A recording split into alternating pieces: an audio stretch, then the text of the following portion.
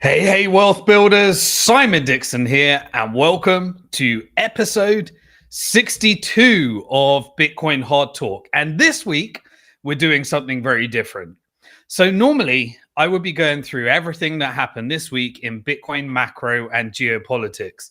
And believe me, there is plenty that happened this week in Bitcoin macro and geopolitics. And so, but we're going to come back to that next week because this week is a very special week. On Halloween, yesterday, in 2008, the Bitcoin white paper was launched to the cypherpunk mailing list. And since then, we have been on a 16-year journey to slowly, one day at a time, being able to create a resistance movement against the central banking cartel and give everybody the ability to own their own money independent of a bank, transact no matter what the government says, whether you can transact or not, and thirdly, protect yourself from the proof of weapons inflationary network of the debt-based Ponzi scheme called fiat currency. And every single 4-year cycle, we have smashed the shit out of every single asset that exists in the world. And Bitcoin gave so much freedom to so many people, and it still continues to do today. So we're going to give it its own episode, celebrating 16 years since the Bitcoin white paper was distributed by an anonymous group or person called Satoshi Nakamoto. And what I'm going to do is, from an insider's perspective, I'm going to share with you my journey through much of the trials and tribulations of building and being one of the small parts of the community that gave everybody the ability to own their own money, spend their own money, and resist and beat the shit out of the fiat currency debt-based Ponzi scheme. So without further ado, let's jump right into 16 years of history since the Bitcoin white paper was published. Now, what I would love to do is intertwine a little bit of my own personal story and my own journey around it as well. Because I found Bitcoin, I started writing on it in 2010, spoke at the first Bitcoin conference in Prague, and released the first published book in the world to include Bitcoin, invested in over 100 different companies in the sector. But I didn't just find Bitcoin. My journey into being a part of the Bitcoin community, just like the technology behind Bitcoin, was built over a 30-year period prior to Bitcoin launching. My journey actually began 24 years ago. Next year, it will be 25 years. And it was in the year 2000. In the year 2000, I was 20 years old. And my father, who was brought up in poverty before World War II and during World War II, in a little town called Bristol. And he was the seventh son of the seventh son, and lived in complete poverty on rations with bombs going off around him in Bristol as England got decimated as a result of the Rothschild family pushing the world into World War I by using the funds of the Bank of England in the GBP debt-based Ponzi scheme that was being exported to shift the world power from the British Empire over to the American Empire. And he went from beating that, becoming a self-made millionaire after being brought up for most of his life in poverty, and from then lost it all in the year 2000. And in the year 2000, we had a boom and bust cycle of the stock market, where the stock market was being pushed through low interest rates into an investment cycle where everyone was investing in everything that would disrupt through the internet. And then eventually the cycle crashed. And at the end of it, we ended up with a lot of the innovation that we needed and to support Bitcoin. But many people that didn't know how the financial markets worked ended up losing their entire lifetime savings. And my father was one of those people. He went from broke to self-made millionaire to broke again. And in his distress and the trauma of losing absolutely everything he had worked for by gambling on the stock market in the boom and bust, he asked me, son, where did my money go? And ever since that question, it sparked off an interest and, in fact, an obsession for the last 24 years of me trying to understand absolutely everything about the subject of money from the perspective of really trying to ask the question, where did it go? How did we get here? And what created those wars in the first place?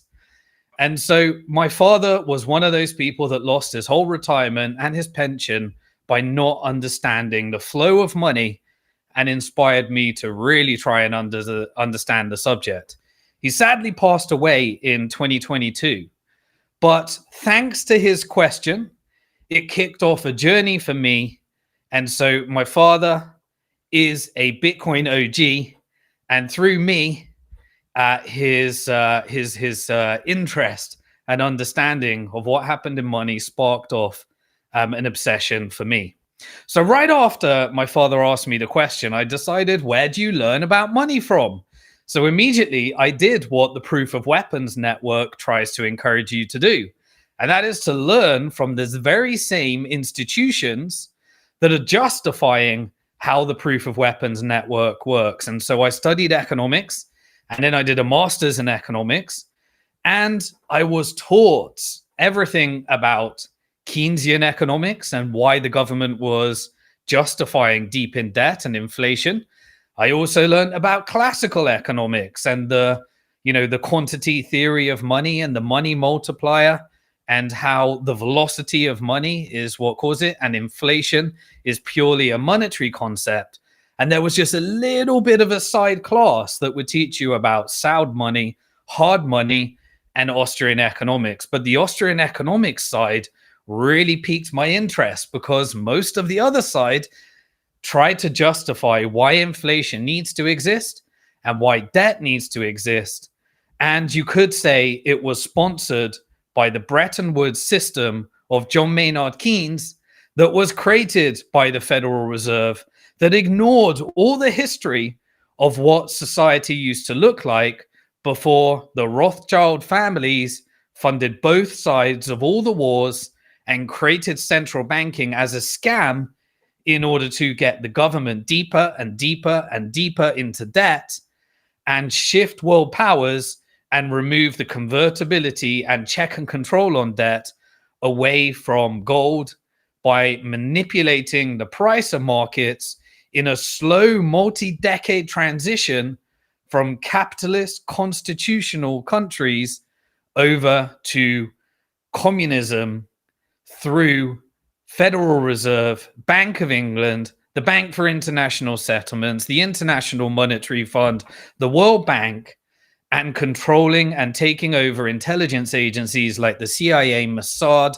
and MI6 in order to make people think that they had democracies, while behind the scenes they cared not who wrote the laws, because they controlled the money, and the money codified usury in order to ensure that the world got deep in debt and wealth inequality would drive the assets into the hands of a few at the expense of a many, as an industry of private banks creating money, investment banks creating financial products that would get the world governments and companies deeper into debt, and the buy side that would end up centralizing all of the world's shares from all of the world's pensions and all of the world's money laundering endowment funds into the buy side of the city through BlackRock, Vanguard, and State Street, that would end up taking the voting rights of everybody in order to control the financial system to the point where a few have full control of our fully centralized financial system, and confuse people into thinking that it is crisis after crisis that requires the bailout of these financial systems. And the way that you change all the laws in your favor is to go deeper and deeper into war. So after being taught and brainwashed in economics and a master's in economics, I did all my qualifications in order to be a good financial planner and help people understand how you need to have a stock portfolio, a bond portfolio, and how different financial products would work in order to plan how to beat inflation in a world where inflation is built into the fundamentals of the debt-based Ponzi scheme. So after doing all that, I got myself a job to try and understand the market. And we're now at 2004. I got my first job as a stockbroker in TD Waterhouse in London. In Manchester. I then worked for an investment bank as a market maker and learned how to manage a book of 200 stocks where we would create pump and dump schemes in order to manipulate people to buy stocks and sell stocks on an illiquid plus markets, it was called, and the alternative investment market, the lower liquidity stocks, and some of the FTSE 250 stocks on the London Stock Exchange. And then decided to move over to my final corporate career, which was in corporate finance and investment banking, supporting venture capitalists in taking their portfolio companies public and making and working on the equity capital markets. But on the side, this obsession with Austrian economics and sound money did not fade away. And so after watching a bunch of documentaries and meeting people like Bill Still, who created the Money Masters documentary, I decided that enough is enough. And I threw in the corporate towel in 2006, 2 years before the Bitcoin white paper was launched, and decided to go full time on monetary reform, where I would present in UK Parliament. I went to the monetary reform schools with Dennis Kucinich in Chicago in America and presented across 200 different universities and pretty much got laughed out of the room because I was trying to help people understand that banks and fiat currencies are debt-based Ponzi schemes, and Austrian economics and hard money is the only sustainable way to run a monetary system. And so I was a part of a community called the Monetary Reform Community from 2006, and very few people would turn up to those presentations until in 2007, a little bank or the investment banks took over Iceland, destroyed the economy, that led to a subprime crisis in America, that also led to Northern Rock, a bank in UK, blowing up in 2007, and more people would start to attend my presentations. I uploaded a video on YouTube called The Great Depression of the 2020s from some of those early presentations, and got really frustrated that it required a financial crisis. I then lobbied people like Sir John Vickers, that was in charge of writing the report, when I realized that they were just deciding which financial institutions to collapse and sell to JP Morgan. And the Federal Reserve was supporting its shareholders in issuing massive loans that created massive inflation, and a quantitative easing program that essentially used BlackRock's Aladdin algorithm in order to decide who to hand the financial system over. And the taxpayers were going to pay for it.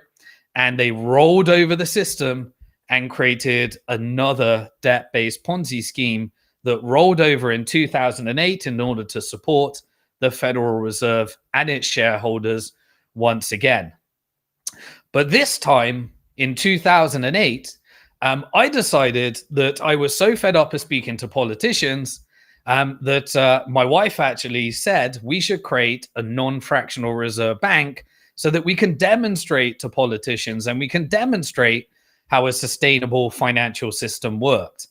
And at the same time, in 2008, Satoshi Nakamoto sent out an email to the cypherpunk mailing list on a white paper that shared how to create a peer-to-peer electronic cash system that didn't require a bank, could send transactions without a government, and was designed in a way where the monetary policy would never change, in a fixed supply of 21 million Bitcoins, slowly being released every 10 minutes to a network of miners that wanted to perform the role of central bank in a codified way that required no trust and release those Bitcoins to those miners with a node network that would verify all of those transactions, allowing it to operate without a central bank, without the need to custody with a bank, and without the need to have an intermediary that could interfere in those transactions. And Satoshi Nakamoto released the Bitcoin white paper in October 2008 on Halloween, the 31st of October, exactly 6 years ago today. It was around about September 2008 that I was actually coming back from my honeymoon in Egypt.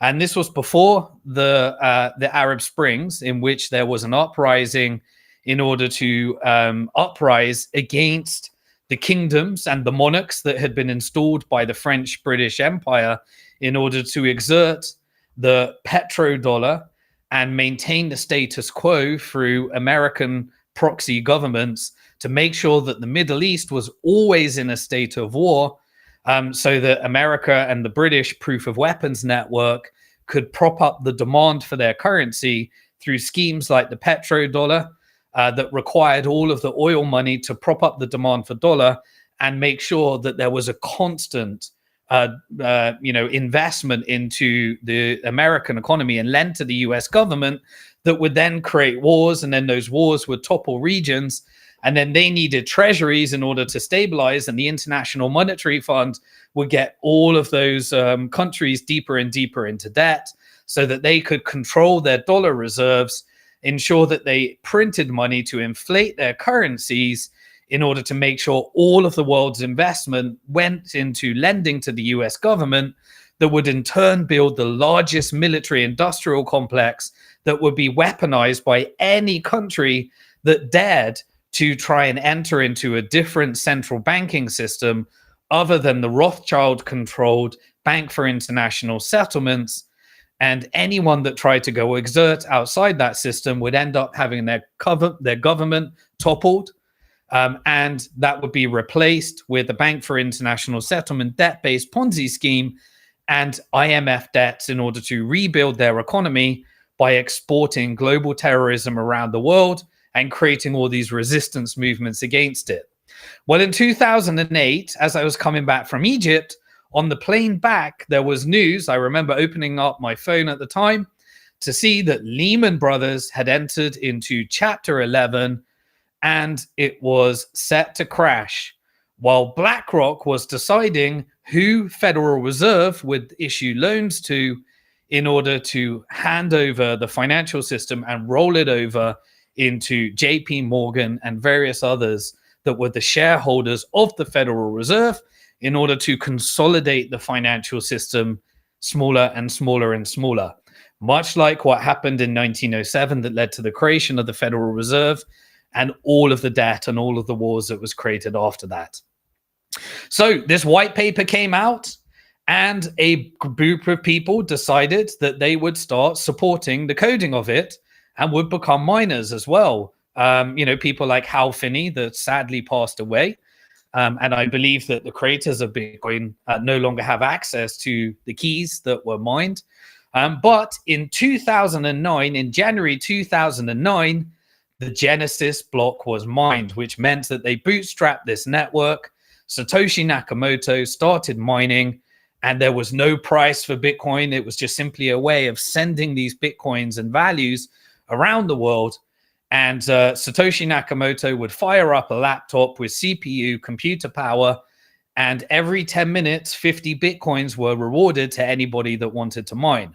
More and more miners would mine over the time, but the very first block is known as the Genesis block, and it was mined on January the 3rd of 2009, 15 years ago, over 15 years ago. And within that block, if you want to doubt what the Bitcoin blockchain was about, it contained a reference in there to a UK banking bailout that was a headline from the Times newspaper. Ironically, if you go back to that Times newspaper, because it was trying to show that it was cementing the date that it was born into the Bitcoin blockchain by being mined into a block, and it was demonstrating that the banks were on the brink of disaster as a result of a prime minister called Boris. No, it wasn't Boris Johnson. It was Gordon Brown, who was selling off the gold supply of England in order to pump the fiat currency Ponzi scheme even further, and leaving the UK government with no way to protect itself from the GBP debt-based Ponzi scheme. And this marked the beginning of the Bitcoin blockchain. The Times newspaper on the 3rd of January 2009, if you look it up, it said the headline was "Chancellor on the brink of second bailout for banks." And interestingly, it had an article where the Israeli Defense Force, the IDF, were invading Gaza and killing Palestinians in order to protect the Rothschild family that created Israel in the first place when they managed to create the Balfour Declaration by bankrupting the UK government through excessive Bank of England debt, which pushed the UK government into World War I. And in exchange for bringing America into World War I, a deal was set called the Balfour Declaration that gave the Rothschild their own jurisdiction in order to create a racketeering organization and shell company for much of those crimes.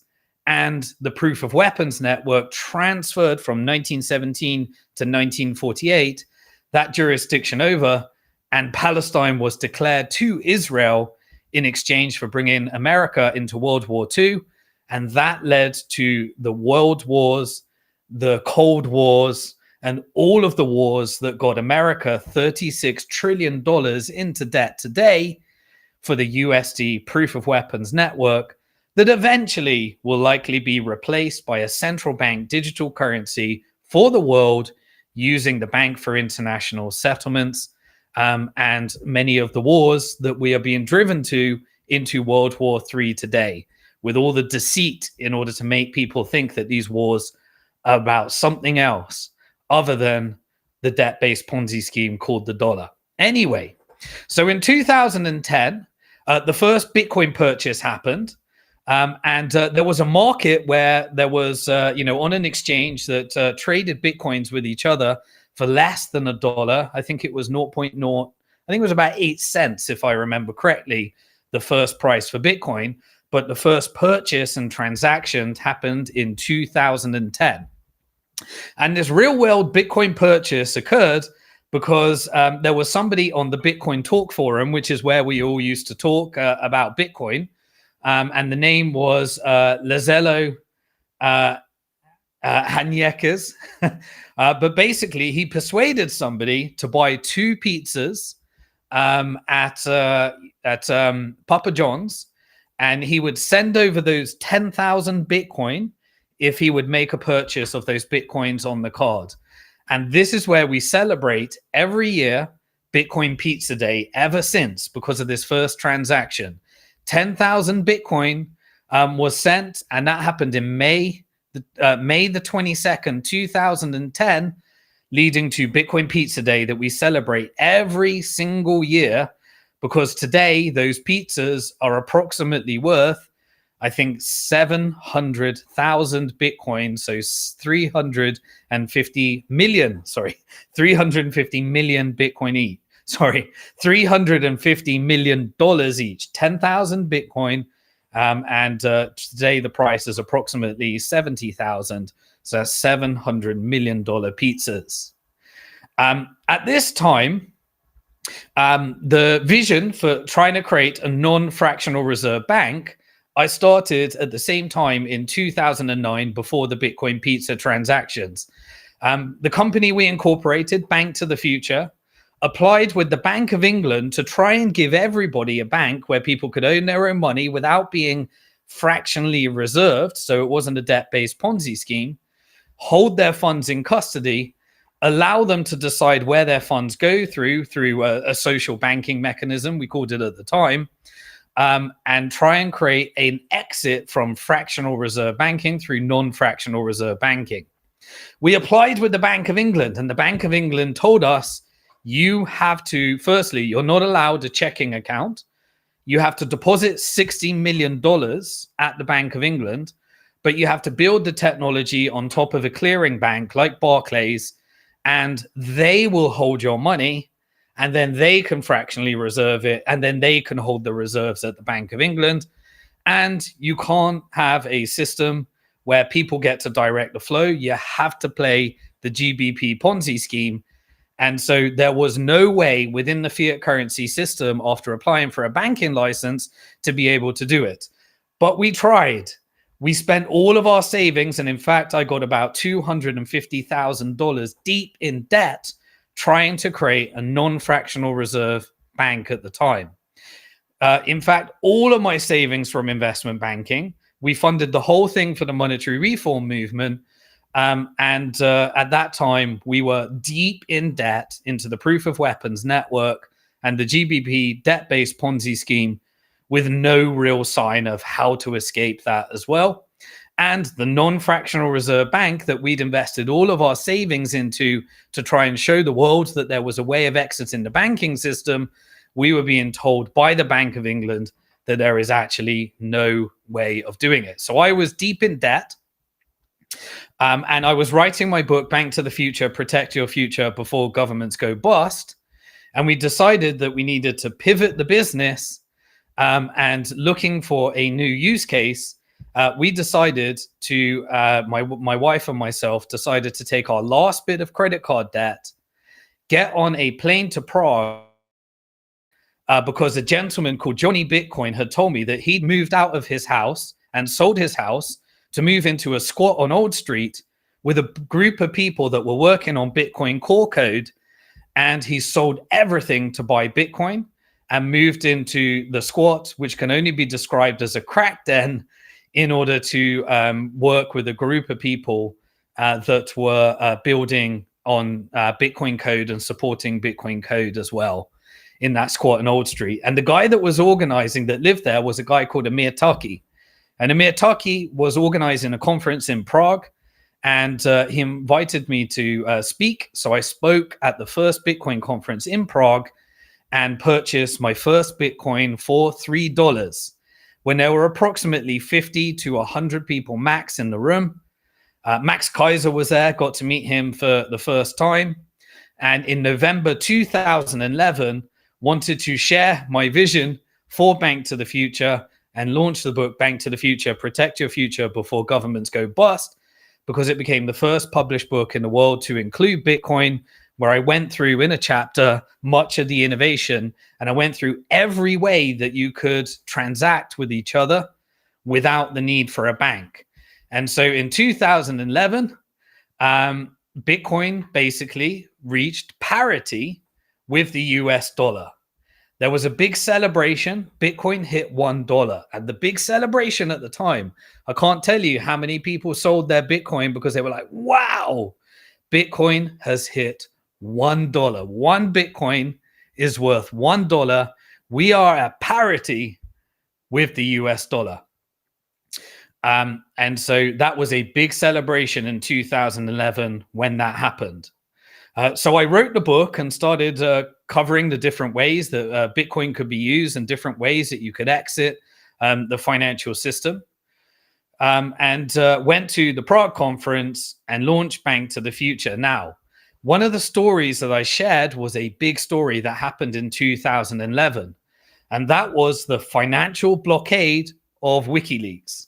So Julian Assange had created WikiLeaks as a way of exposing the atrocities of the proof of weapons network. And he released a bunch of stuff around all of the, the million people that were killed and the civilians that were killed during the Iraqi war, revealed that Al-Qaeda and ISIS were actually CIA and Mossad operations, released all of the different things that were hidden to you by the fact that the Federal Reserve, through its network of the CIA, MI5, and the Mossad and Israel, were able to actually hide all of the atrocities and make, all of the things that were leading to an understanding that Mossad was involved in 9/11, and all the things that we were able to expose by having an independent media that wasn't controlled for propaganda purposes of justifying all these wars and distracting people with Democrat versus Republican and Labor versus conservative, and exposing how the world actually works. Because of that, there was a massive financial blockade in order to shut WikiLeaks down. Visa stopped supporting funding to WikiLeaks. Then MasterCard did the same. Then PayPal did the same. Then Bank of America did the same. Then all of the shareholders of the Federal Reserve did the same. And there was a pure blockade where even if you sent any money to WikiLeaks from your bank account, if that was connected, the sender, to somebody that sent their money to WikiLeaks, they would shut your bank account down and seize all of the. Even though this is completely legal, to create the ability for people to share information anonymously in order to execute whistleblowing policies on the government, on the banks, and on the central banks. WikiLeaks, it was too late, exposed it all, but it ran out of money and had to shut the website down. And so Satoshi Nakamoto freaked out because Julian Assange came on the Bitcoin Talk forum and started asking, how can Bitcoin work? And Satoshi Nakamoto said, we're not ready for such exposure.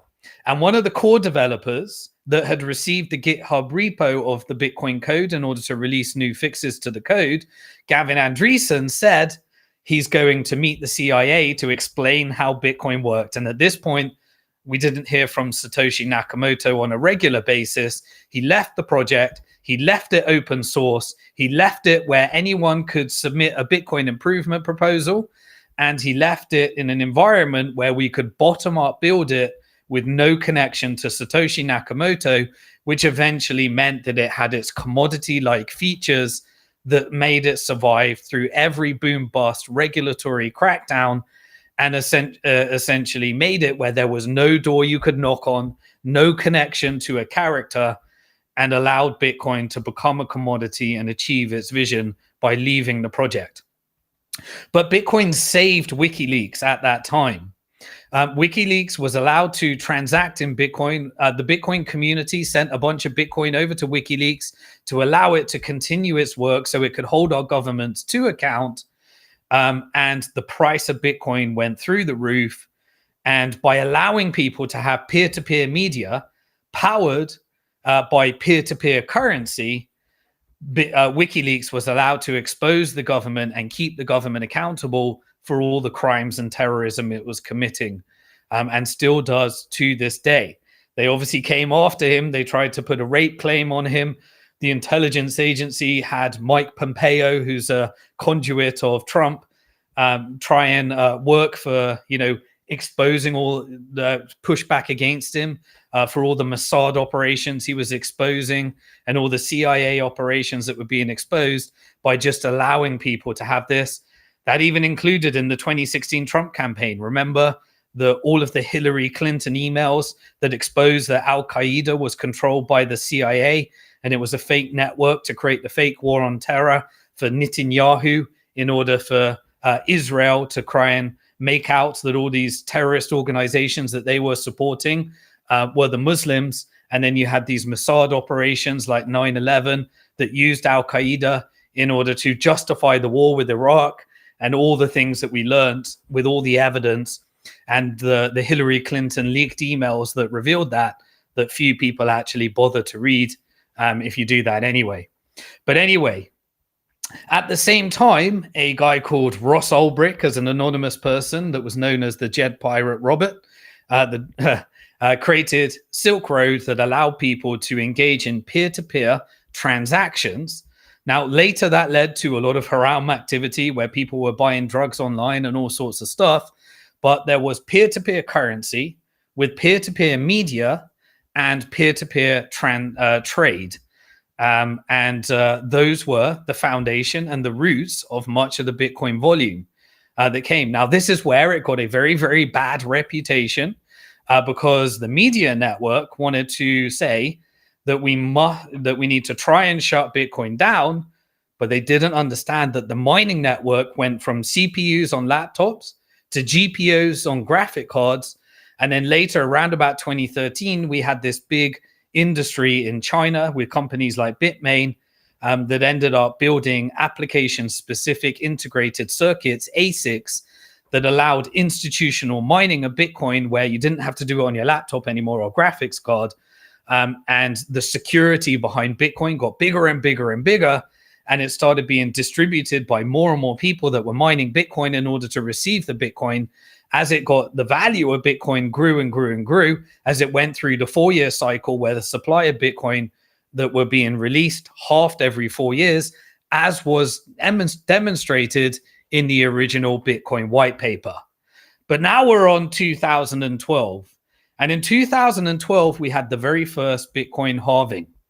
And so the release network in the white paper, it explained the monetary policy of Bitcoin, and the monetary policy of Bitcoin has never changed like clockwork, because nodes are all verifying transactions. There's hundreds of thousands of them today. Records of all the blockchain is kept and mined by a distributed network of computers that became the largest distributed supercomputer in the world. That there was no incentive in order to be able to allow governments to shut the network down. And like clockwork, we had our first Bitcoin halving in 2012, and the price, as Bitcoin became more and more scarce, led to an increase in the price, and we started to have our first exchanges, and it worked. And we've had a Bitcoin halving every 4 years ever since. And so we had our first Bitcoin halving in November 2012, where we reduced the block from 50 Bitcoin per every 10 minutes as a reward for miners to 25 Bitcoin every 10 minutes as a reward for miners. And millions more Bitcoin were mined and distributed to all of those that were mining it. And then it was distributed to other people because miners needed to sell their Bitcoin to pay for the electricity. And then through the exchanges, it was distributed to people that wanted to buy Bitcoin on the secondary market without having to mine them. And many, many more Bitcoins were distributed accordingly. But unfortunately, some people left those Bitcoins on an exchange because they didn't learn the lesson of self-custody, because it was so difficult at the time. You know, I had to buy like Casacius physical Bitcoins in order to store Bitcoins, or figure out paper wallets and all sorts of craziness. It's so much easier today to store your Bitcoin, but that's what we had to go through in the early days. Now, we hit 2012 at this time. This is when Bank to the Future, the company I co-founded, was rejected by the Bank of England in order to create a non-fractional reserve bank. So what we decided to do was pivot to a securities business. Now, we found that there were companies like someone else that presented at the first Bitcoin. I got to meet Tony Galippi, who created a company called BitPay, but none of the venture capitalists was interested in investing in our industry. But we were creating all this different technology. We had Bitcoin bonds and all sorts of stuff, Bitcoin IPOs and stuff, but we wanted to do it in compliance with securities laws. So Bank to the Future applied with the UK regulator. It was called the FSA at the time, now the FCA. And we actually created equity crowdfunding rules that led to what later America adopted as the Jobs Act, that allowed everyday people to invest in shares in private companies. Using these equity crowdfunding laws, we got the first securities business that was able to fund some of the Bitcoin companies. And so we pivoted to securities because Bitcoin was creating non-fractional reserve banking. And so we just decided to support the Bitcoin companies because no one was funding them, and create a compliant way where essentially people could pull together their money and invest in Bitcoin companies that couldn't secure funding, so that we could build our industry and support Bitcoin adoption all around the world. One of the first applications that was launched was Satoshi Dice by a guy called Eric Voorhees. He spoke at the first, or he was at the first Bitcoin conference with others as well. And he wanted to create a way of putting Bitcoin transactions on the blockchain so that people could play poker and various other things on the blockchain and prove that it was provably fair. This created a lot of transactions on the Bitcoin blockchain. It started to clog it up, and we started to have our first debates around what happens when transaction fees go up, because many of the companies at the time were allowing people to transact through their companies, and they were just covering the fees because the fees were so cheap. But as Satoshi Dice launched, we ended up with higher transaction fees, and we all started debating how to scale Bitcoin. And we started to learn that there was a trade-off. And that trade-off was that if you allow more blocks to be contained in each of those 10-minute blocks that enter into a new block on the chain, you would actually make it more expensive for nodes to run, and therefore less nodes would be able to run, which would make the network more decentralized. And then we decided that the right path forward was to have a fee market and to optimize the code in order to ensure that we were able to put more transactions in those blocks, but without compromising decentralization. And that really led the debate of what does the Bitcoin community care about most. It was a massive open source debate online, through forums, through conferences, through everything, around how to scale Bitcoin and the need for transaction fees, what size the block should be, and how to actually get changes in the Bitcoin code in order to have miners that were involved in that, and users that were involved in that, and various other things.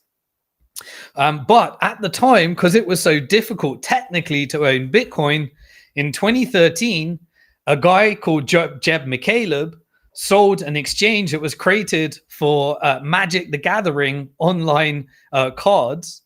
Jeb McCaleb actually sold this exchange called Mt. Gox to a guy called Mark Capellis.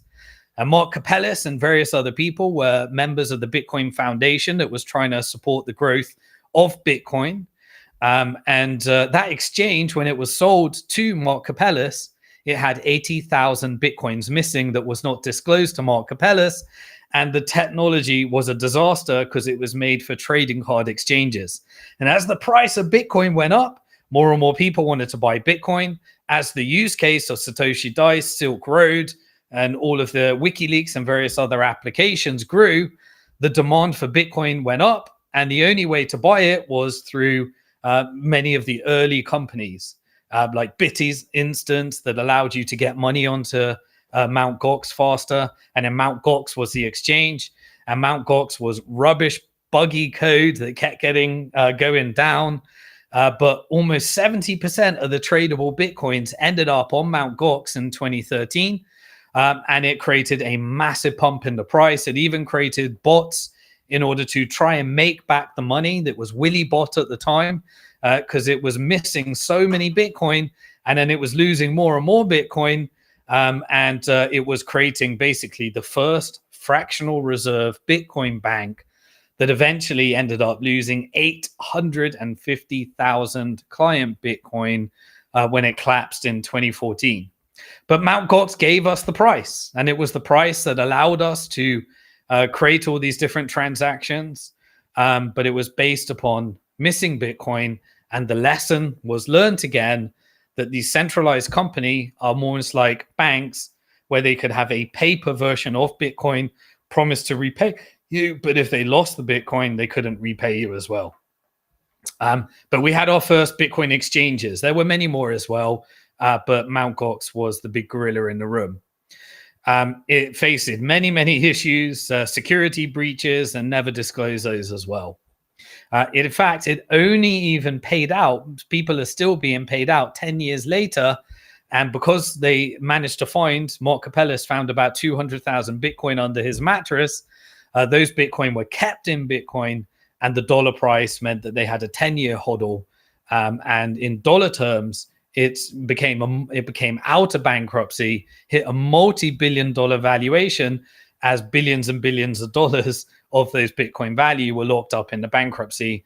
That thankfully now, even though 90% of the Bitcoin was missing, led to those creditors receiving some of their Bitcoin back that was worth a lot more. Anyway, in this year, in 2013, we secured our securities license in the UK at Bank to the Future and became the first regulated Bitcoin securities business. The first product that we launched was the first Bitcoin bond. And the Bitcoin bond was backed by mining and a mining operation that we run in Iceland. I presented at a Bitcoin conference in Iceland.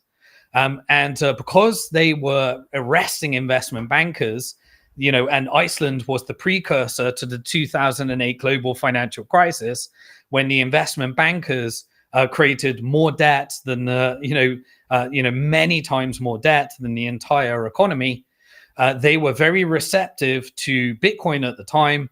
And at the conference in Iceland, there were government officials and they started creating hosting agreements for anyone that wanted to take their application-specific integrated circuits, ASICs, that were made in China and had chips from Taiwan, and send them over to Iceland, which had geothermal cooling and very cheap electricity because it was repurposing electricity powered by volcanoes.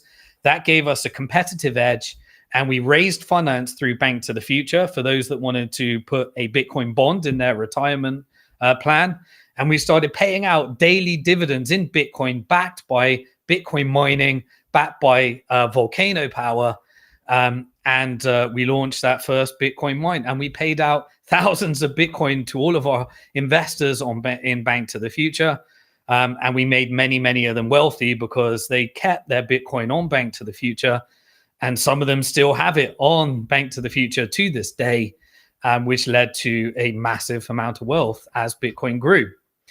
But the electricity in Iceland became bigger than it's so big that it started eating into the electricity supply that the local people needed. And eventually, as more and more people started mining Bitcoin, it becomes more and more competitive. And eventually, we shut down that mining operation, but paid out all the Bitcoin to our investors. And decided to support the Icelandic government. And to this day, they still host massive amount of Bitcoin miners. But they have, lots and lots of innovation that was built from that as a result. And round about this time in 2013, I was then invited by the Mayor of London, Boris Johnson, because of Bank to the Future was supporting some of the UK Bitcoin companies. We was invited to come and present on Bitcoin, and I gave Boris Johnson a Bitcoin strategy. But he laughed me out of the room. He rejected it. It was around using Bitcoin as a strategic reserve asset for the UK government and attracting all of the Bitcoin companies that couldn't get bank accounts over to the UK, and supporting Bitcoin and making the UK a hub for disrupting banking and giving alternatives as a result of the Vickers report and the various other things. Boris Johnson laughed me out of the room. And then after that meeting, we actually lost our license when the FCA and Boris Johnson weaponized the regulator in order to say, you're not supporting these Bitcoin companies. And so we had to leave the UK because they didn't want to support Bitcoin. And I learned how the Bank of England, the government, and the regulators all have this cushy relationship to support the shareholders of the proof of weapons network in order to keep the debt-based Ponzi scheme going. And I learned that no one wants non-fractional reserve banking because that's a big threat to fractional reserve banking, even though it supports consumers. Nobody wants hard money because they don't want people to get wealthy. They want them to get in debt. And nobody wanted to support Bitcoin companies because they might actually create the very same companies that would support consumers in beating inflation. So I had to be done with the UK. And so I gave the UK one more go. And in 2014, Mt. Gox collapsed. It went into the bankruptcy. It filed for bankruptcy. And this was our industry collapsed. Willy bots that pushed the price of Bitcoin over $1,000, crashed the price of Bitcoin down to approximately $200.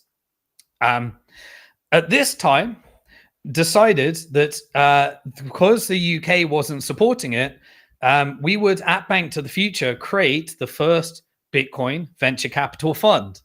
And we would allow investors outside the UK to invest in something we call Bitcoin Capital. We did 3 rounds of it. And rather than going to Silicon Valley that didn't want to support our industry, and rather than going to Wall Street that certainly didn't want to support our industry, we would allow people to pool using those equity crowdfunding laws that we got implemented in the UK, in order to pool together their money to invest in companies. And we created the first venture capital fund, Bitcoin Capital, at Bank to the Future. A third of it invested in mining and paid daily dividends to investors in Bitcoin. And the rest of it would invest in companies and Bitcoin as well. And it invested in companies like Kraken, Bitstamp, Bitfinex, Circle, Blockchain.com, many others as well. And it was co-founded with Max Kaiser, who I met at the first Bitcoin conference. We later parted company, but it was still supporting the industry when later the venture capitalists all came in as well. But in 2014, I got a message from the Isle of Man government in 2014 that they wanted to see if they could do for the island in the Isle of Man what they did for the gaming industry, where they would create a regulatory environment and allow banks to support the industry in a regulated environment like they did for gaming. And when the FBI, through Operation Choke Point 1.0, tried to shut down all of the gaming companies, the Isle of Man government stood up against the DOJ and the FBI and allowed the industry to prevail. Now, I'm not a gaming person myself, but they wanted to do the same for Bitcoin companies and support them. And so the Isle of Man government invited me to come and speak at the Crypto Valley Summit, they called. And after that, I had several meetings with the government to make Bitcoin legal tender. And they announced at the conference that they were accepting taxes in Bitcoin, and they wanted all the Bitcoin companies to come over to the Isle of Man. And they started to progress and support the industry until it came to those companies securing a bank account. Operation Choke Point 1.0 was used for all of these companies to ensure that the Federal Reserve and the Bank of England weaponized their power under the guise of protecting consumers through the SEC, the FCA, and the FSC in Isle of Man at that time, to make sure that none of these companies could get bank accounts as well. And the Bank of England contacted the Isle of Man government and said, if you support this Bitcoin industry, we will weaponize the pound and we will remove clearing to all of your banks and not allow you to have a banking system in the Isle of Man. Boom, that was the last one. And so Bitcoin as legal tender wasn't going to happen.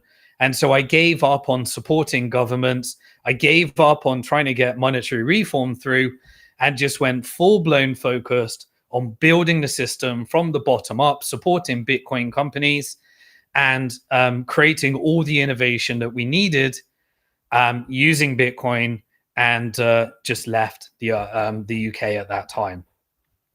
So in 2014, one of the things that was being built was the ability to tokenize on top of Bitcoin. And a network was launched called Omni, and Omni launched a token that was creating a digital dollar on top of Bitcoin that was called USDT. So Tether was launched in 2014, and this started creating the demands. Now, the transaction fees would go up because it was very expensive to do it. It needed changes to the code. At this time, Vitalik, who worked for Bitcoin Magazine, was a journalist at the time, Vitalik Buterin, and later tapped into the Bitcoin community to raise funds for Ethereum to create a new blockchain. I invested in the Ethereum ICO using some of my Bitcoin. At the time, you could have 2,000 ETH for one Bitcoin, and the Bitcoin community bootstrapped and invested, some of them, in the Ethereum network, which took it on that separate path.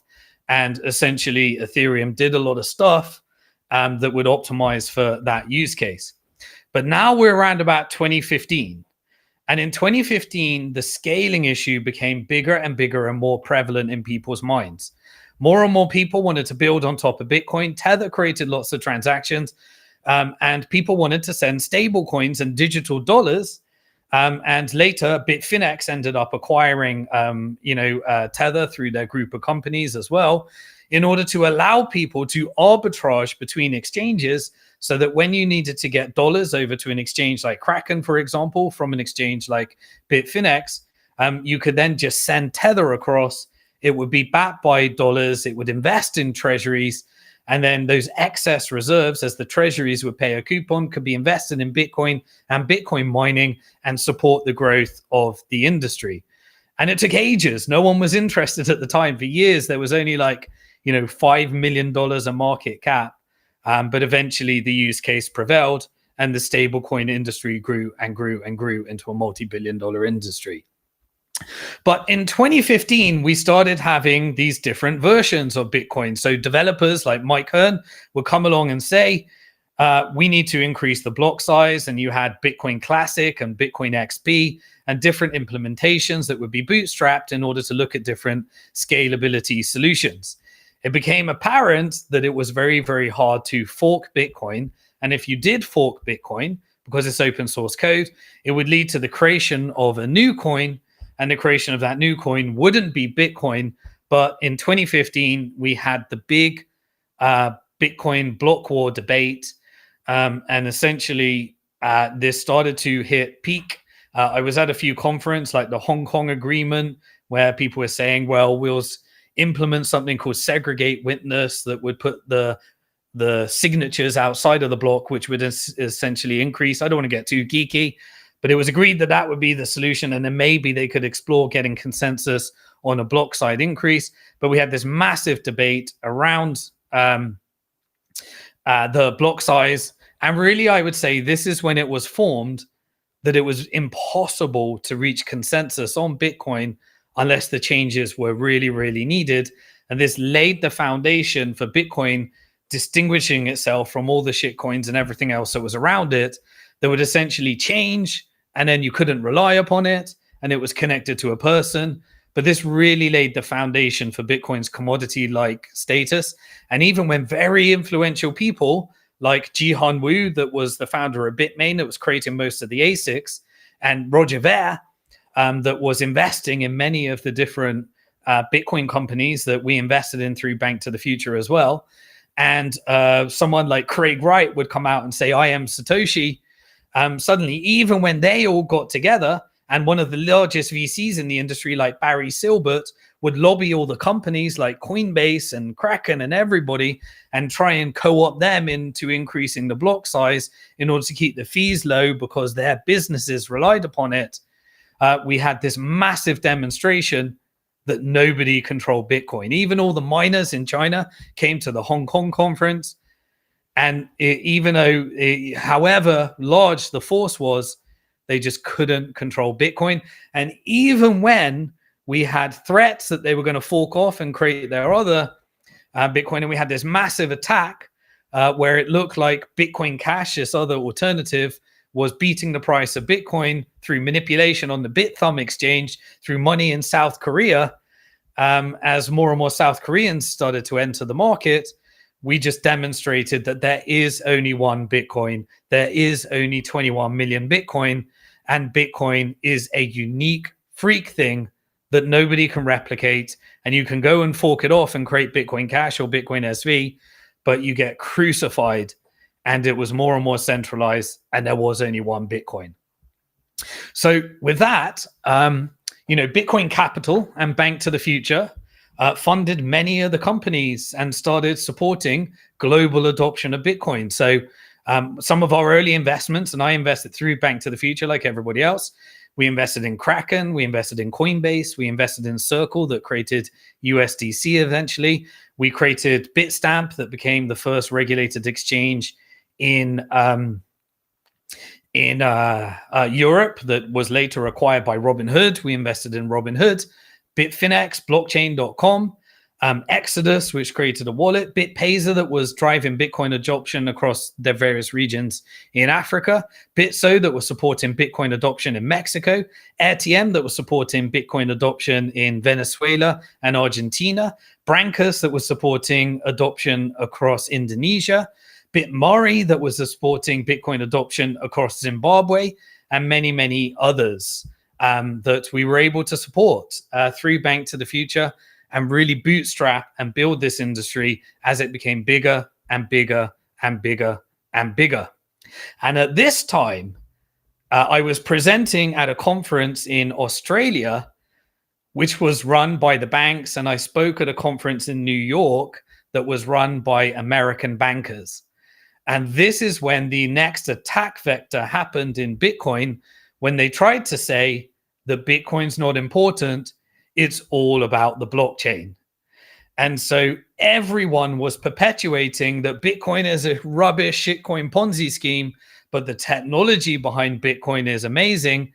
And the bank started to take some of the Bitcoin developers like Mike Hearn and create their own blockchain called R3 and try to make it where blockchain was the new word and Bitcoin was useless. They lost. But at this time, the attack vectors were so hard, I decided I had to move over to Hong Kong. We had to reincorporate Bank to the Future to being regulated in different jurisdictions.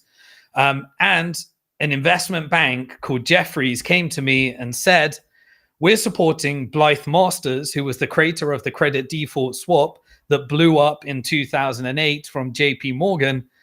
We're supporting her in sharing how blockchain is the innovation, and asked me if I'd be willing to present to most of the fund managers in the world in order to share how Bitcoin was the innovation. So I agreed to do it. And Blythe Masters was presenting at all these different financial hubs and institutions around the world how blockchain was the future and Bitcoin was rubbish.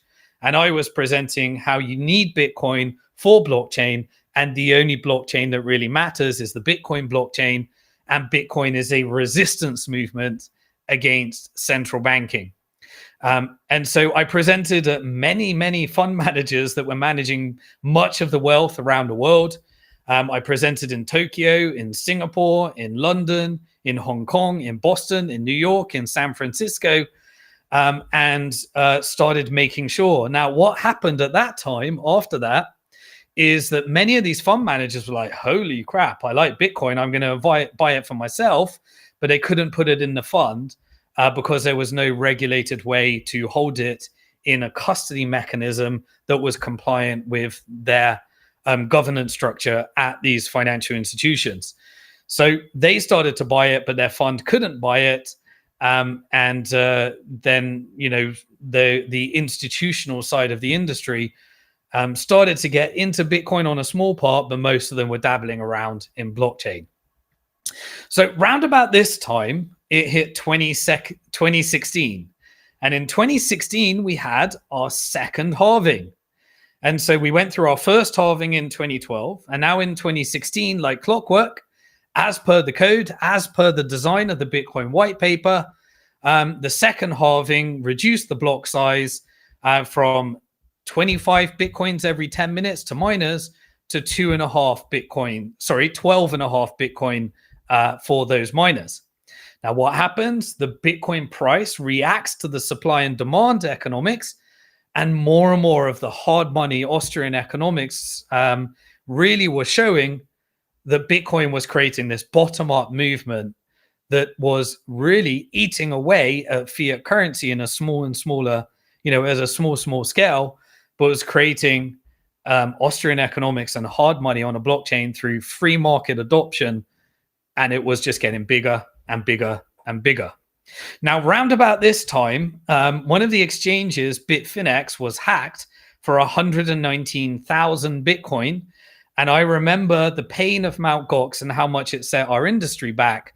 And so because Bank to the Future worked with the Bitfinex team in order to create the world's first security token, whereby rather than going into bankruptcy, they socialized the loss of the Bitcoin that was stolen, gave everyone the right to receive the token if they were recovered, and they were recovered this year. It's currently going through the Department of Justice, and give everyone a token that they could either sell on the market, and that token was worth $1 of debt if you believed in the future of Bitfinex, and then you could use Bank to the Future to exchange that $1 of debt for equity and become a shareholder in the company.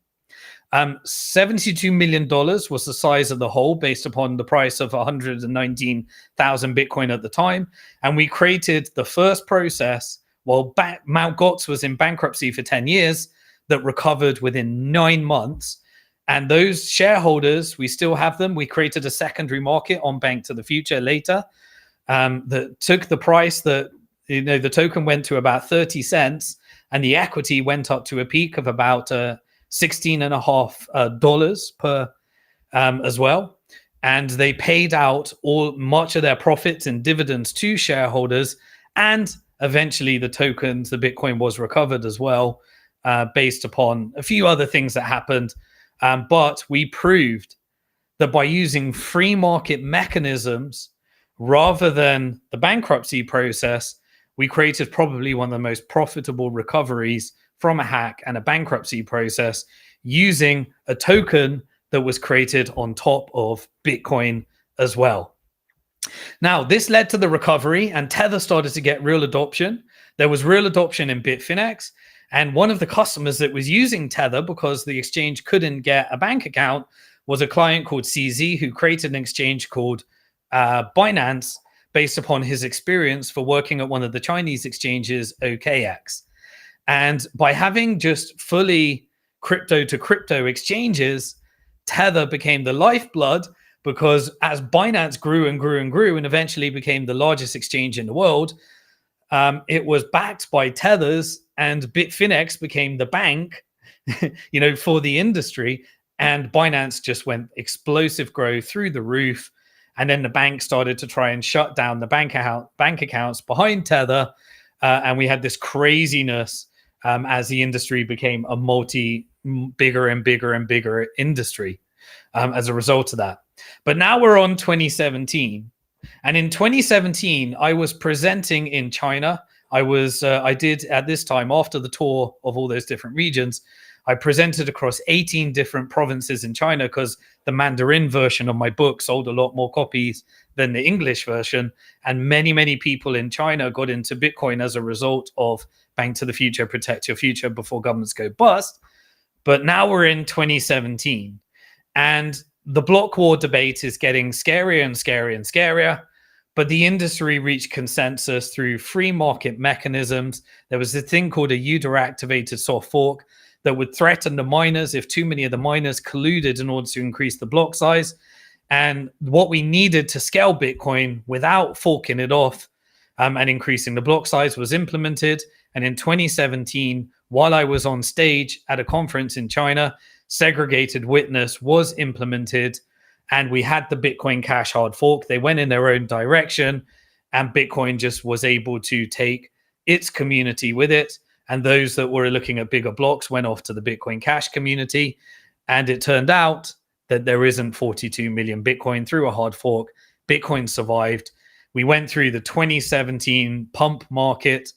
We got through that, and it was a very historical moment in Bitcoin mining history as well. As the different parts of the ecosystem went through that. At this time, we had the first. We got through that, the first Bitcoin mining IPO.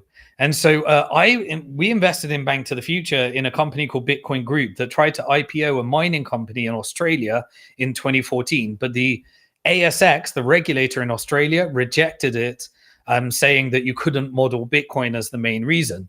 But by 2017, a company called Hive Blockchain Mining, it went public on the Toronto Stock Exchange, and we had the very first public Bitcoin miner by 2017. And we had essentially the pump and dump market when Ethereum was creating all these different tokens, and project after project was scamming people based upon the blockchain narrative that was prevailing from banks trying to take over Bitcoin. The 27 ICO boom and bust cycle happened. Even at Bank to the Future, we got disrupted by token sales because no one wanted to invest in equity, because all these tokens were pumping and dumping on Binance and all the different exchanges. And we went through this crazy pump and dump market called the ICO bubble. That led to a crash, as very few of those projects were unsustainable. And just like the dot-com boom and bust, the ICO boom and bust cycle happened. And in 2018, we entered into a massive Bitcoin extended bear market. But during this bear market, we managed to innovate, and the industry, the ones that hung around, were building and building and building. And the ones that got through it were the ones that really believed in Bitcoin in the first place. Now, do me a favor. I'm going to go through the rest of it after the 2017 ICO boom and bust. I'll go through 2018 and beyond, all the way through to 2020, what I think the future in 2025 is. But I'm going to take a quick sip of water. If you're enjoying this, I'd like you to repost, reshare, hit the like button, and put a comment for me in the comments if you're watching on YouTube. And on X, let me know what you're thinking of this content and whether you learned something new and what you would like in future episodes of Bitcoin Hard Talk. On 3, do that for me. I'll take a quick water break, hit the like button. 1, 2, 3. Okay, so in 2018, the valuations of many of these companies that we had invested in through Bank to the Future and Bitcoin Capital, they started becoming multi-billion-dollar company. The valuations were going through the roof. And so we had many investors that wanted to sell their shares. And so we launched at Bank to the Future a secondary market where people that missed the funding round as our industry got bigger and bigger could buy that private equity from other investors that wanted to sell. And we put companies like Circle and Bitfinex and blockchain.com and BitPay and Coinbase on our secondary market. And people were able to get into the companies that they had missed on a private equity secondary market as well. Then one of the companies we invested in, Circle, they decided to launch a competitor to USDT, Tether, from the US under a different type of regulatory environment. And they launched USDC on Ethereum. And then that started to work with various different financial institutions.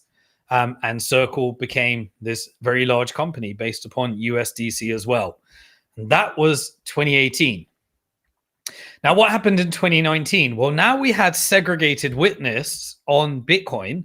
That was the technology that was needed to launch various open source code like the Lightning Network.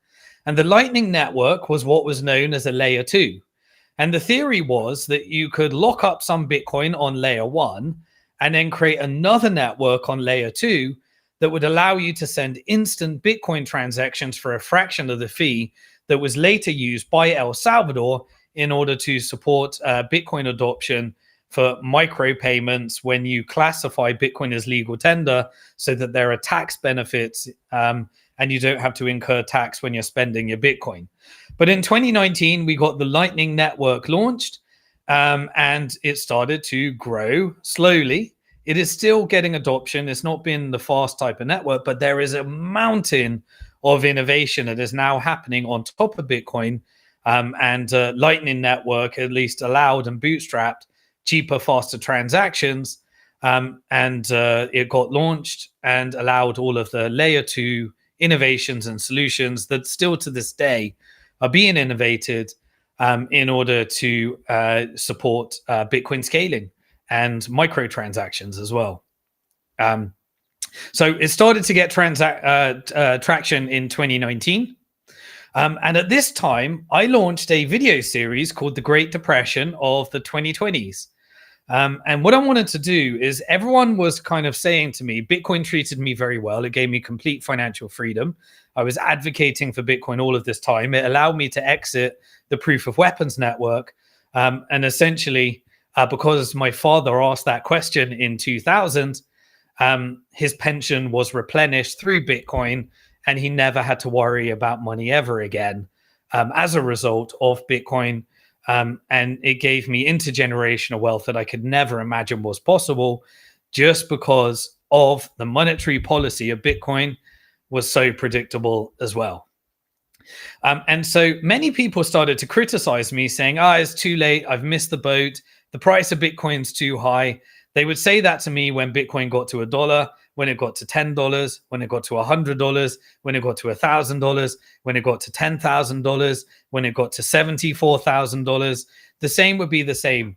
The fear would always be the same. And they would say, it's too late. I missed the boat. So what I wanted to do is demonstrate to people 2 portfolios live. And if you are a member of the Bitcoin Hard Talk membership portal, you can still get this video series that I started to create in 2019 for free, where I demonstrated how I would build a portfolio from scratch with $1 million of savings, and what I would do if I had no savings today. And I wanted to demonstrate to people that it doesn't matter. You can still do it at today's price. And I'm actually in 2025 going to be doing a follow video series where I'm going to do the same again at this price and review exactly what happened to exactly what I invested live in 2020 as well. Spoiler alert, it beat every single market, even though there was crazy things that happened. So I released that video series in 2020 to teach people the power of accumulating Bitcoin regardless of price and dollar cost averaging and all the things that I'd learned from blowing up some of my Bitcoin. And you can still, I stand behind many of what was taught there as well.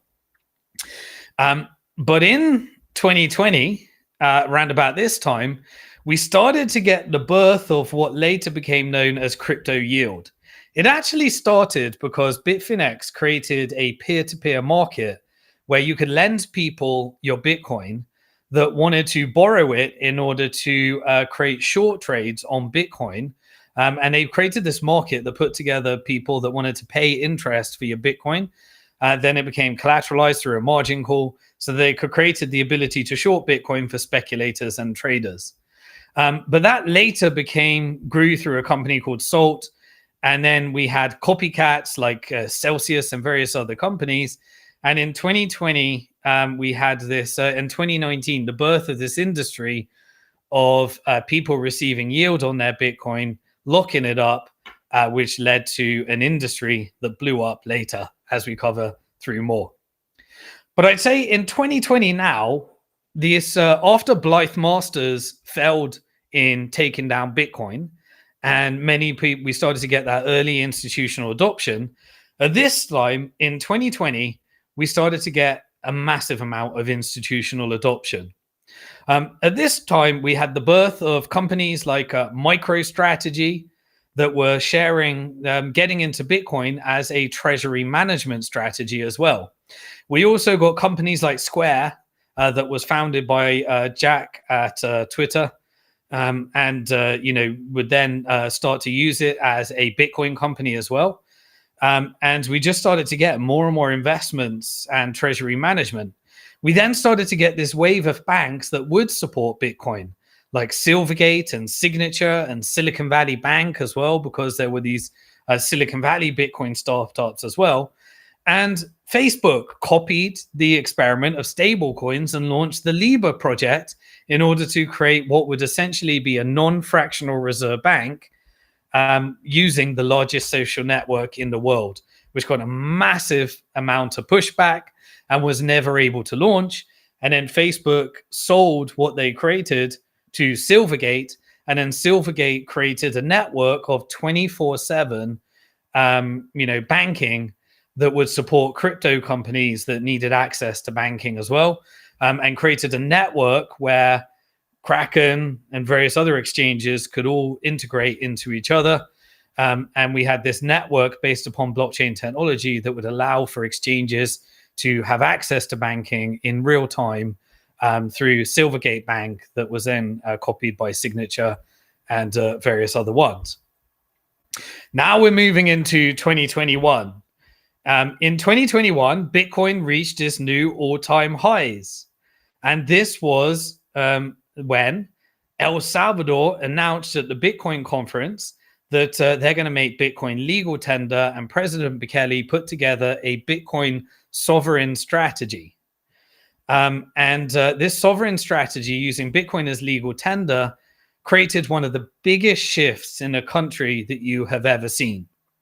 El Salvador was beaten up by the proof of weapons network, whether it be covert regime change, whether it be civil wars, whether it be raping and pillaging of a country through gangsters, through the LA gangs that led to mass deportations in LA that led to the M13 gangs, on the wrong side of the proof of weapons network through all of the post-covert regime changes from America that led to drug trafficking operations, complete corruption of the government that built in institutional racketeering organizations that were funneling money through the proof of weapons network that was institutionally connected to the CIA, MI6, and Mossad, that created all these racketeering organizations.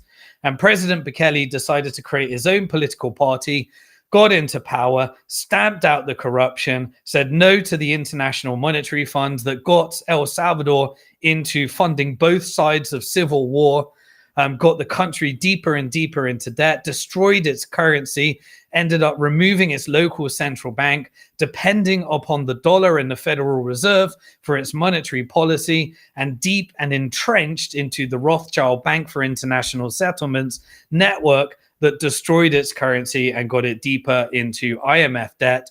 Bukele said, no more. We're going to launch a Bitcoin strategy. And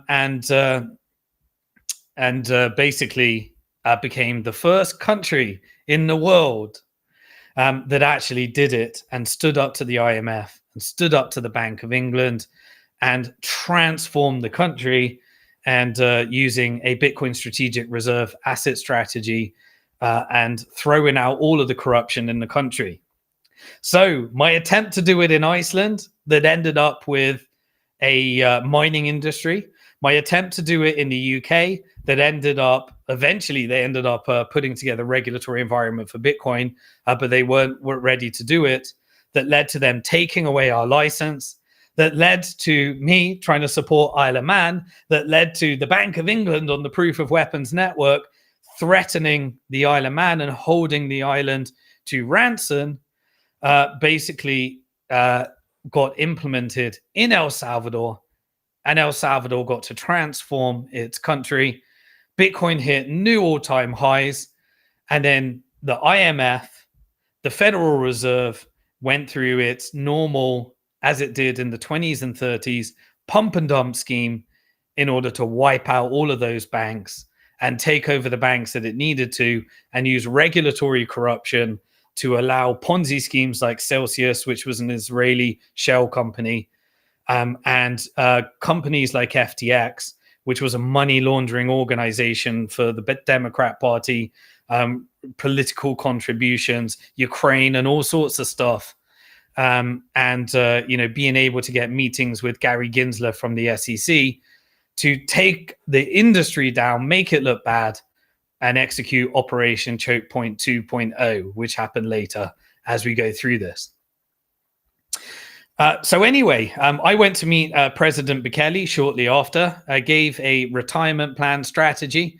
It wasn't executed exactly how I would have done it, because it gave everyone some Bitcoin and then it allowed them to sell them rather than hold it through to retirement, and align the whole country around Bitcoin growth. They started to look at the Bitcoin bond, which Samson Mao and Bitfinex and Max and Stacy and Bank to the Future put input to, of how you could eventually, they had an announcement of Bitcoin City and the Bitcoin Volcano bond, using the bond strategy that we used in Iceland and various other things. Started to support Bukele in any way I could. Interestingly and ironically, he read the Bitcoin Standard, which was created by Saifedean Ammous, which is a Palestinian economist, and started to look at how you could free yourself from the IMF, and started implementing the Bitcoin Strategic Reserve Asset Strategy that later in America, Thomas Massie would implement based upon Nayib Bukele, a Palestinian president, beta testing it, which I believe could later be used in order to free Palestine from the Proof of Weapons network when Israel probably tries to implement a global central bank digital currency based upon its dominance of cybersecurity and artificial intelligence, that could be used using the very same strategy in the center of the world in Palestine.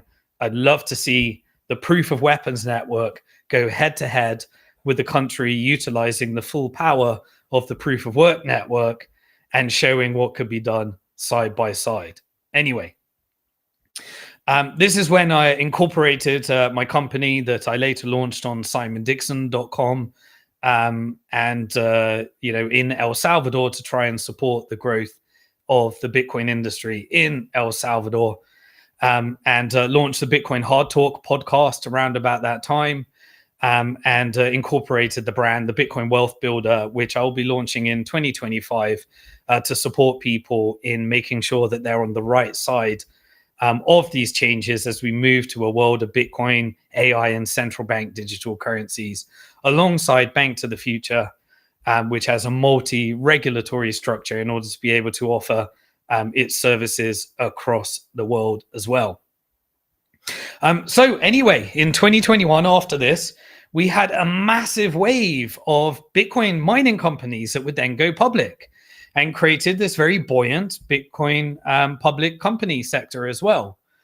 And so it took basically, the 2014 structure that we tried with Bitcoin Mining Group, that we tried in 2014, that got shut down by the Australian regulators, took the model that worked in Toronto and then started to do it in NASDAQ through SPACs and reverse listings and shoehorn their way on, and created an amazing industry of mining that mainly happened in America, in Texas. China decided to ban Bitcoin mining. A bunch of Bitcoin mining came over to Texas. It also went over to different regions in order to create, more and more diversification and geographical diversification as the mining industry grew bigger and bigger and bigger.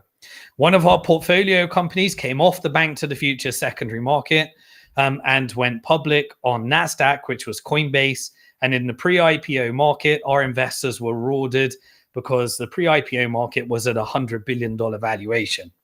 It corrected more recently. It's about $50 billion. But anyway, we had this very buoyant public market. At Bank to the Future, we spent 2 years applying for the licenses to be able to offer these Bitcoin public shares, as well as private shares, as well as virtual assets to our investors as well, and went around that. But now we hit 2022.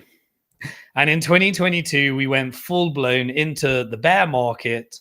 And that was caused by an absolute regulatory crackdown and very deliberate and strategic strategy by the Federal Reserve in order to wipe out more banks and support more quantitative easing and more strategies using the regulatory capture and the fact that NATO expansion led to a retaliation by Russia, which led to oil spikes, which led to inflation, which led to a pump and dump scheme with interest rates by the Federal Reserve as they started to push the proof of weapons network into scamming more and more countries to spend more and more in the military industrial complex to pump up the price of their stocks based upon the money printing of the Federal Reserve to support the shareholders and the banks and financial institutions that would benefit from World War III, just like it benefited from World War II and World War I as well, when the Federal Reserve was created in 1913, that immediately led to World War I in 1914. And so we had this little scheme where the Fed came out and said, after bailing out in 2008, having a zero interest rate policy, quantitative easing, expanding the balance sheet, and creating the market and solving debt with more debt, getting the US government trillions and trillions deeper into debt. And the Fed decided that inflation is transitory, kept the interest rates down, and then decided to hike those rates in one of the fastest since what created the Great Depression in the 1930s as well. That created market turmoil and gave basically had its knock-on effects on the Bitcoin and crypto market. Now, one of those scams that was essentially pretending to be decentralized, that was playing central banker, was a company called Terra Luna. And Terra Luna collapsed as a result of this spike in interest rates because it crashed the price of Bitcoin. We had the mining crash as well, as China decided to ban Bitcoin mining, demonstrate that Bitcoin mining can survive a large country making Bitcoin mining illegal and exchanges illegal. The network of Bitcoin just got stronger and stronger as a result of it. But one of the backing of the Terra Luna Ponzi scheme, which got with its token and its stablecoin ended up being about $60 billion of market cap, backed it by Bitcoin. And as the scheme unwinded, it need to sell the Bitcoin. This crashed the price of Bitcoin. And we had this speculative attack on Bitcoin. And then all of the other tokens went down, and $60 billion in the Terra Luna Ponzi scheme by Do Kwon, who's now facing prisons and exile into the US and South Korea, exploded $60 billion of value. Now, one of the companies, because the SEC wouldn't approve an ETF on Bitcoin for strategic reasons and corruption reasons from the bank lobby, and so everyone started investing into this investment trust called GBTC, which was created by Grayscale, which was created by Barry Silbert, which was created by the guy that created Digital Currency Group that tried to co-opt Bitcoin into SegWit 2x by investing in all the different Bitcoin mining companies and Bitcoin companies during those early days as well, using the money that he made from second market, from NASDAQ, and selling that company to NASDAQ. Well, GBTC pumped into a massive premium that got institutions to buy Bitcoin because they couldn't buy Bitcoin direct through an investment trust. And as the more people wanted to buy it, the price of the Bitcoin went into a massive premium where it was trading at approximately 40 to 50% greater than the price of Bitcoin because so many institutions wanted to get into it in 2021. And this was being arbitraged by several hedge funds that were essentially using an arbitrage trade between GBTC and Bitcoin that created this premium that then went to a discount and crashed GBTC, where it was trading at a peak of 50% discount to the price of spot Bitcoin. And several hedge funds that were probably using the Japanese carry trade in order to borrow money and get additional liquidity. One of those hedge funds was a hedge fund called Three Arrows Capital. They collapsed because they were investor in Terra Luna. They were doing the whole thing on leverage. They were using the GBTC arbitrage trade, which turned into a massive loss, which blew up. And one of its investor was another hedge fund called Alameda. And Alameda was the same company as Sam Bankman-Fried's FTX, which was the precursor. And then they blew up, and they had all of these Ponzi scheme loans because they were receiving yield by lending those funds that it was probably leveraging from the Japan carry trade from the Ponzi scheme of the Bank of Japan, which was a Ponzi scheme from the Federal Reserve, in order to reinvest that company to pay the yield from all those companies that were set up to pay people yield in those crypto crazy companies like the Israeli shell company Celsius. And so one of the companies that Alameda was lending money to and leveraging up client money on FTX was a company called Voyager. They went into bankruptcy when FTX could no longer repay the loan. And so FTX tried to pretend that they were like the JP Morgan of the 1907 crash and tried to buy Voyager in the bankruptcy process. The same happened with Celsius, which was a massive fraud and Ponzi scheme from day one by Alex Majinsky, who in January next year will be facing up to 115 years in prison. And all of the co-founders are hiding out in Israel and creating startups with President Netanyahu. And one of the holes was one of Netanyahu's company that had Ethereum hacked, Bancor DAO. The shareholders were family members of President Netanyahu, and it invested in a company called GK8 with 150 million of client money into an Israeli company. And it was basically a laundering organization that led to the loss of billions of dollars of 650,000 victims. BlockFi also went into bankruptcy as well because it was dependent upon FTX. And then one of Barry Silbert's subsidiaries, Genesis, also went into bankruptcy. And at that point, FTX tried to restructure it, hide all their bad debt and the massive hole that was on their balance sheet by pretending that they were buying these companies to restructure their loans, hide it all up. But CZ from Binance then came out and said, well, we invested in FTX and we believe that FTX has got a bunch of bad debt on its balance sheet. It is a bad actor. And so FTX tried to buy all the companies to hide all the fraud. And then FTX collapsed because it turns out that the whole thing was hinging upon hiding its hole by launching a fraudulent token called FTT. And CZ from Binance announced publicly that they are going to be selling their FTT tokens. That crashed the price. They tried to pretend they were going to buy back the tokens, and the whole thing blew up and exposed that FTX was actually an agent for many of TradFi's schemes that were covered up and not covered in the bankruptcy, but they only tried to cover the bad things that made the whole industry look bad.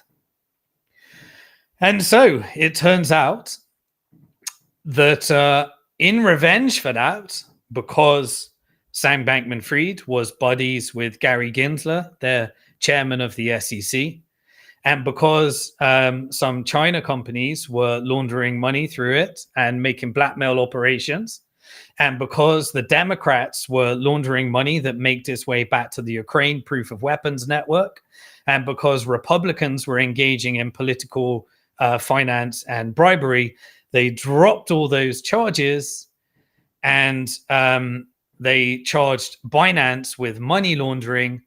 And the Department of Justice came after Binance in order to take down Binance as well. But it turned out Binance had the money, even though it was engaged in all sorts of criminal stuff as well. And this was all tied together into the perfect Operation Choke Point 2.0 on 2023 in order to take our industry, wipe out a bunch of life savings and retirement funds of innocent victims, and demonstrate that the Fed, the SEC, the DOJ, the CFTC were willing to wipe out billions of dollars of American savings to allow these Ponzi schemes to prevail in order to take the industry and hand it over to their buddies that are shareholders of the Federal Reserve, with companies like BlackRock that are able to control the entire markets through their voting rights in shares by creating ETFs in order to funnel the money back to all of the Israeli political interference from the money printing of the Fed that use regulatory capture through the Israeli lobby and all of the laundering of money through US colleges in order to make sure that these schemes benefit from the growth of the proof of weapons network that we are experiencing today. And so in 2023, we had Operation Choke Point 2.0, where the Fed essentially crashed the market. FDIC decided to restructure any banks and lend money to JP Morgan so it could take over those banks, like it had done in predating the precursor, the creation of the Federal Reserve, and like it did in the 2008 financial crisis, and like it did in the Great Depression of the 30s, and like it did in the boom and bust cycle of the 2000s that wiped out all my father's pension money and made him broke again.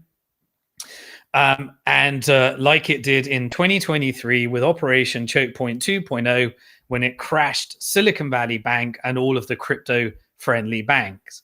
So what happened is the SEC started suing all of the crypto market companies and fraudsters that it basically, even though the DOJ was investigating Celsius from 2000, it still let it go from 250 million to a $25 billion Ponzi, even though it was still investigating the SEC as well. And what happens? Well, the Commodities and Futures Trading Commission, CFTC, classifies Bitcoin and ETH as commodities, and the SEC classifies everything as securities and starts regulating through enforcement And even though many companies, for example, Coinbase, I was a shareholder in Coinbase, as I said, it even purchased our securities license when we had a US compliant securities license. It acquired it from us in 2018. So I know it had the licenses, and it was lobbying the SEC to say, what do the regulations look like? But instead, the SEC decided to sue Coinbase, even though it was public and it had the SEC registrations. It just wouldn't let them use it. And I know it had them because we built them at Bank to the Future and sold them to Coinbase so that it could use them as well. And then the OCC, the Fed regulator as well, started coming after the crypto-friendly banks and started implementing, regulations for stable coins. And the stable coins basically survived because they started backing all of those stable coins by treasuries, and Tether now become the 18th largest lender to the US government and became strategically important to survive based upon their euro market and working with the stablecoin market as well. And the Department of Justice started coming after all the different fraud companies. And basically, the US decided to negotiate with CZ from Binance, who recently came out of prison after serving 4 months. SBF got 20 years. And they took over the department of Binance so that the US government could gain access to 250 million data from Binance accounts, and even started accessing asset-free seizures for Israel for Palestinian accounts in order to support their genocide by making it where they had to the Palestinians would have all of their assets frozen at the same time as a food blockade, a financial blockade, and a aid blockade. And they had to get permission from Israel in order to get their funds back. And Israel said no. And the US Compliance Department executed a coup of Binance after Operation Choke Point 2.0. And basically started preparing the market to say, everybody buy Bitcoin through our buddies, through BlackRock, through Fidelity, custody them with Bank of New York Mellon. We'll sue the companies like Coinbase, and we'll implement regulations that say banks can't custody Bitcoin unless we give you an exemption. And the SEC gave an exemption to Bank of New York Mellon because they are a shareholder of the Federal Reserve and complicit in the process of all the money laundering that happens through the USD proof of weapons network based upon the money printing of the Fed and the criminal activity and racketeering CIA criminal organization that is supporting the proof of weapons network that WikiLeaks exposed to us through all of the documents as well. So at this time, we've now had a change called Taproot in the code. We've had segregated witness in the code. The Bitcoin halving has working like clockwork. The code never goes down. The banks couldn't beat us. They tried to through blockchain, not Bitcoin.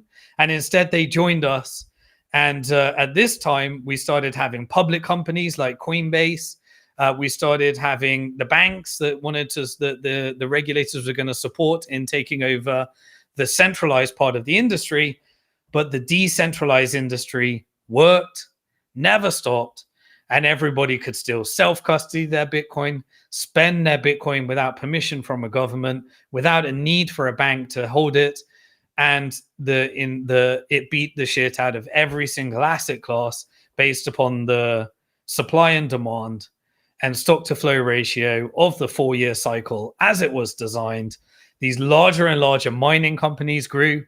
It got geographically diversified around the world. Sovereign nations started to use Bitcoin. MicroStrategy created the most successful S&P company on the S&P 500 by using Bitcoin.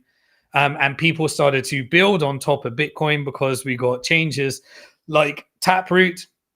And we had things like ordinals and runes and this very competitive market as we started to move to the next halving and the next halving cycle as well.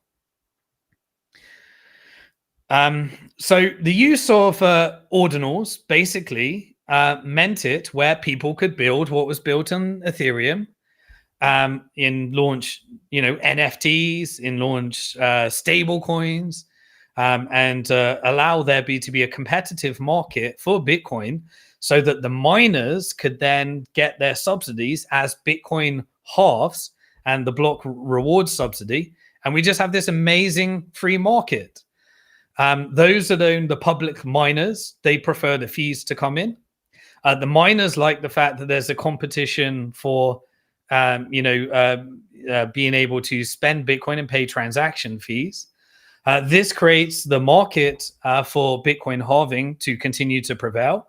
The difficulty rate adjustments, the security behind Bitcoin gets bigger. Mining becomes strategically important for more and more countries and more countries.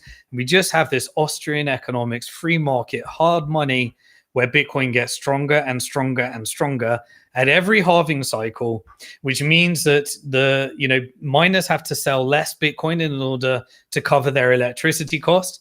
The electricity behind Bitcoin drives renewable energy innovation and innovation in repurposing wasted overcapacity electricity by allowing people to monetize their Bitcoin, which allows people to repurpose the heat of their Bitcoin miners and the Bitcoins that are generated for reinvesting into more renewable nuclear energy. And companies like TeraWulf start creating Bitcoin miners based upon nuclear power plants that can do things at half the price. And sovereign nations start using Bitcoin as a strategic strategy to protect themselves from their central banks, from the IMF, from the Bank of England, from the Federal Reserve, and even integrate it into networks like BRICS, which are distributed ledgers that can then use Bitcoin in order to have perfect auditability, perfect transportability, perfect divisibility, because Bitcoin does things better than gold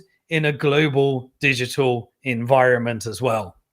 And so this perfect market and game theory where countries need to be involved, central banks need to be involved, individuals need to be involved, institutions need to be involved, banks need to be involved, corporations need to be involved, and we undo the proof of weapons network slowly on a bottom-up movement as people start to realize that these stable coins are actually full reserve banking on a blockchain.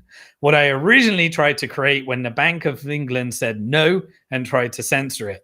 Now, the government realizes that they can protect themselves from the banking system by backing these stable coins by their debt, which creates a speculative attack on the fractional reserve banks, which then leads to their agenda of the Fed to try and create a central bank digital currency as the banks get consolidated into fewer and fewer banks, eventually just JP Morgan and the shareholders of the Fed, and eventually repackaged into the Federal Reserve to create complete communism on a blockchain. But the resistance movement of stablecoins, full reserve, and Bitcoin that competes with gold and allows an exit regulates the system as artificial intelligence likely takes over when central bankers can't operate at the speed, which is why you understand we're being driven into World War III, so that the Federal Reserve can dump the dollar after making America deep in debt, pay for all the war to support the military industrial complex, so that the cyber security and the shareholders of the Fed that created Israel, that is getting all of the artificial intelligence data, can dump America as the Federal Reserve dumped Britain pre-World War I and used World War II to make that transition. That is what I speculate is coming through, and Israel can get independence from America with this global central bank digital currency. Well, anyway, they crashed the market in 2023. The market for miners, some of them went into bankruptcy, some of them survived. The difficulty rate adjusted. We have this perfect free market that works, and the security and Bitcoin continues as usual. Layer 2 innovation goes up as more and more people start using ordinals. And the final part of the plan, where the Fed says, if you can't beat them, join them. What do we need during this transition phase as we bankrupt America? and the American government as we transition to the CBDC? Well, we need to make sure we're hedged. So all of the central banks start buying gold, pushes the price of gold up to new all-time highs. And BlackRock is approved to be the first exchange-traded fund to own Bitcoin. And now they get to hold 1 million Bitcoin for its customers. And then their funds get to buy Bitcoin so that they can transition their funds to perform well during the transition phase as a result of the systemic inflation-ridden USD proof of weapons network that implodes upon itself by creating internal conflicts through wealth inequality, through a financial apartheid, as more and more debt it takes more and more people, more and more companies into a central bank digital currency in the end. So in January 2024, I had a bet where Rob from Digital Asset News had to wear a I Love Mizhinsky, the founder of Celsius t-shirt, because I said in January 2024, BlackRock will be approved for the Bitcoin ETF. And I won that bet. I don't bet financially, but I did bet a t-shirt. And that's how I knew in January, because I follow the money, follow the trends, and won that bet. Now, the SEC sues Coinbase. The regulations come through that say banks need to they can't put Bitcoin on their balance sheet unless they get an exemption. And the SEC says we'll give that exemption to Bank of New York Mellon so that Bank of New York Mellon can custody those Bitcoin. Then they approve the Ethereum ETF so that initially they say no one can stake it unless you're doing self-custody, but they put it in the ETF. They accumulate enough ETH in the ETF so that eventually they can put it in Bank of New York Mellon in custody so that Bank of New York Mellon can then get approval to stake that ETH. And then by staking the ETH, they control the stakes, they control the governance of the future of Ethereum, and then they can launch their stable coins and central bank digital currencies and tokenized real world assets on top of Bitcoin. And BlackRock gets approved to launch the tokenized real world asset exchange in Texas, which it is waiting to transfer all of that custody over, is my predictions for 2025 and beyond. But fortunately, Bitcoin stayed as proof of work, and proof of work, it doesn't matter who owns it in terms of control of the network, which is why proof of work has created something that BlackRock couldn't beat. So they had to join. But you get to free yourself and self-custody your Bitcoin rather than own it with BlackRock and contribute to the proof of weapons network. And we get a peaceful boycott of it as well. So Bank of New York becomes a qualified custodian. TradFi, more and more entrenched, gets to join Bitcoin because they couldn't take it over. And that is where we are today. We had the halving in April. The Bitcoin cycle continues. We had what's now called October. There was a bit of a correction. And now Bitcoin started to become a massive political player in 2024, where both Trump realized that he could support his election by coming to Bitcoin 2024, committing to a Bitcoin strategic reserve asset. And now America has everything it needs to free itself from the Federal Reserve if it wants. It has a End the Fed bill by Thomas Massie, who read the Bitcoin standard before implementing it. It has a demonstration, which was written by a Palestinian economist that believes in hard money. It has a demonstration of El Salvador doing the strategic reserve asset strategy, buying one Bitcoin every day to free itself from the IMF, despite the fact IMF threatening that it will reduce the credit rating, it will kill the economy.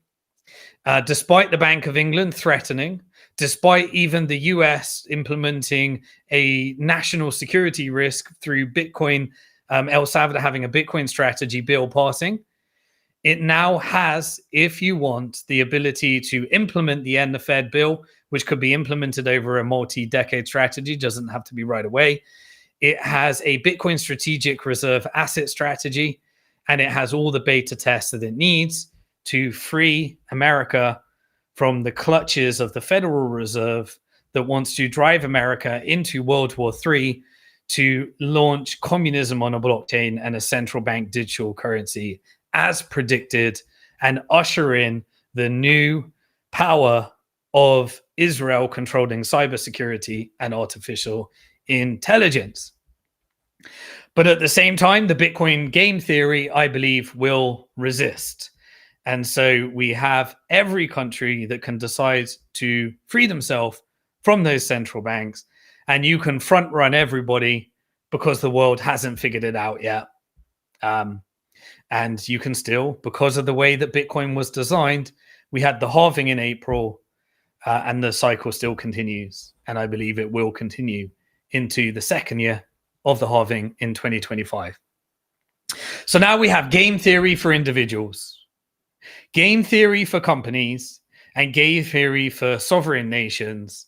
And any country, as was presented in Bitcoin 2024, can decide to front run the game, implement the Bitcoin strategic reserve asset, repurpose its LNG, natural gas, into mining Bitcoin, and support an industry that through Bitcoin mining can support the growth of their renewable energy innovation, and repurposing electricity to drain the swamp of the proof of weapons network with a slow bottom-up transition, and use stablecoins as full reserve banking on a blockchain as banks go bust and the Fed tries to hold on to its power with its CBDC.